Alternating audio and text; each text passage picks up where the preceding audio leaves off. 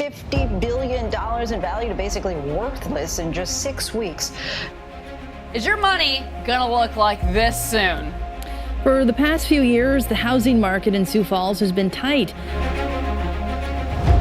And the reason are the tariffs have brought vast amounts of wealth into our country. The human cost of Venezuela's hyperinflation can be seen at every bank in Maracaibo. You're earning the same salary you were 3 years ago, but somehow everything feels more expensive. Groceries cost more, rent keeps climbing, that emergency fund you've been building, it doesn't stretch as far as it used to. Here's what's actually happening. Your money is worth less than it used to be. Not because you're spending wrong, not because you're budgeting poorly, but because of how the system works. Before we get into it, if you're liking our content, please show us some love by hitting the like button and subscribing to help us grow, so we can keep bringing you more content. Now, back to the video. Most people think inflation just means prices going up. That's part of it. But the real story is deeper. Your money is losing value. The dollars in your bank account, the cash in your wallet, they buy less today than they did last year. And they'll buy even less next year. This isn't accidental. It's not a glitch in the economy. It's a feature of how modern money works. To understand why, you need to look at what's happening to money itself. Here's the fundamental mechanism. Money is constantly being created. Central banks expand the money supply. Governments borrow and spend beyond what they collect in taxes. Banks lend money into existence through the credit system. All of this adds more money to the economy. Since 2020 alone, central banks worldwide have created over $10 trillion in new money through quantitative easing, emergency lending programs, and debt monetization. When more money exists, each individual unit becomes less valuable. It's basic supply and demand applied to currency. Think of it this way. If there are $100 in an economy and you hold 10 of them, you own 10% of the money supply. But if the total money supply doubles to $200 and you still hold 10, you now own only 5%.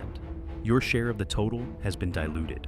This dilution happens constantly, at varying speeds, but it's always happening. And it's not random. It's the result of deliberate policy decisions. Modern economies are built on debt. Governments borrow to fund spending. Businesses borrow to invest and grow.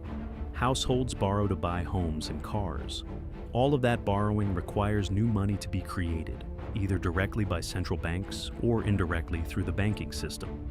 The system relies on expansion.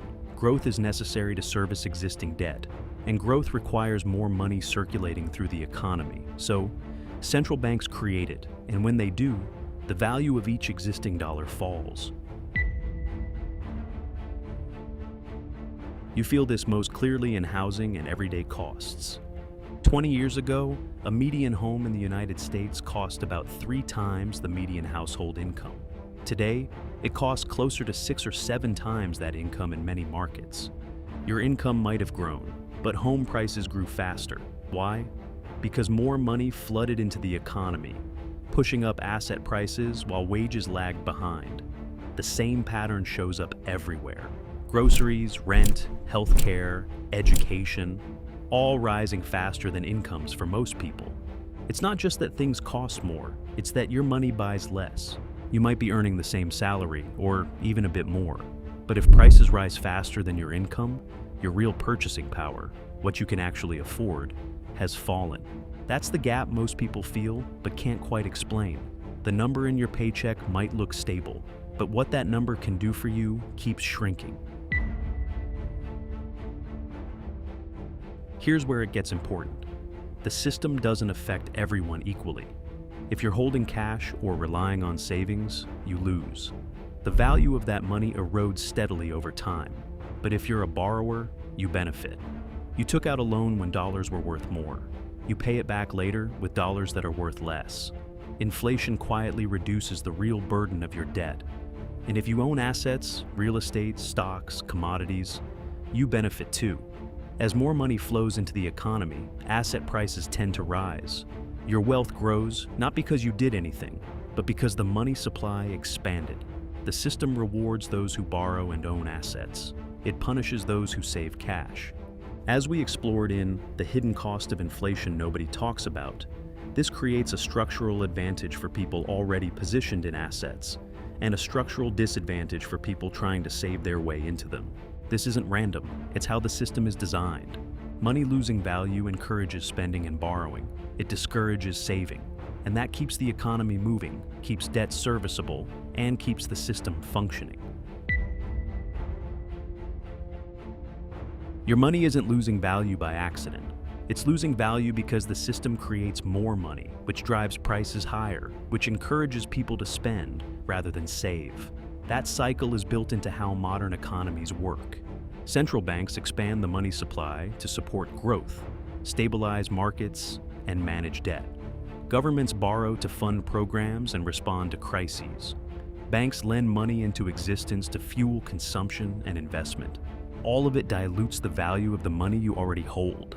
Understanding this changes how you think about savings, spending, and wealth. The question isn't whether your money will lose value. It will. The question is how fast and what you do about it. Because in a system designed to expand the money supply, holding cash means watching your purchasing power shrink. And the people who understand that are the ones who position themselves accordingly. Thank you for watching, and we hope you enjoyed the video. If you're liking our content, please hit the like button and subscribe to the channel. Likewise, be sure to hit the bell icon to get notifications so that you never miss a video.